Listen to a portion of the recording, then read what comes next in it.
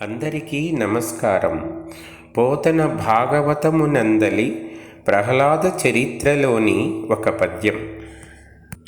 ప్రహ్లాద కుమారుడు రాక్షస కుమారులతో ఇలా అంటున్నాడు.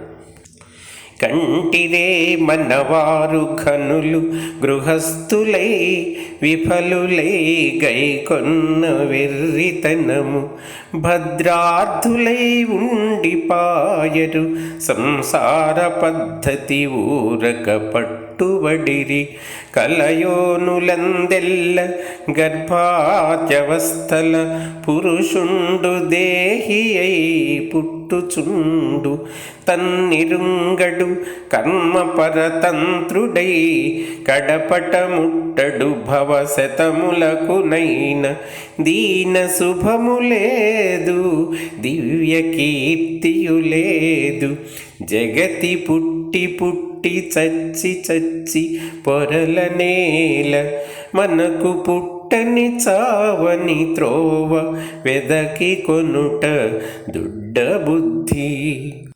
రాక్షస కుమారులారా, మనవాళ్ళు గొప్పవారైనా గృహస్థులుగా ఉండి వైఫల్యాన్ని పొందుతున్న వెర్రితనం చూస్తున్నాం కదా. మేలు కోరుకుంటూ కూడా సంసార మార్గాన్ని వదలక దానికి పట్టుబడిపోతున్నారు. ప్రపంచంలోని జీవరాశులన్నింటిలోనూ పురుషుడు గర్భాది అవస్థలతో శరీరాన్ని ధరిస్తున్నాడు. తన్ను తాను తెలుసుకోలేకపోతున్నాడు. కర్మ పరతంత్రుడై 100 పుట్టుకలకైనా కూడా విముక్తి పొందలేకపోతున్నాడు. ఇలా ఉండడం వల్ల మనకు శుభము లేదు, కీర్తి లేదు.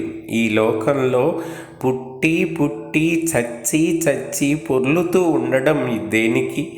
మనకు పుట్టుక చావు లేని మార్గం వెతుక్కోవడం తెలివైన పని అని రాక్షస కుమారులకు ప్రహ్లాదుడు చెప్పాడు.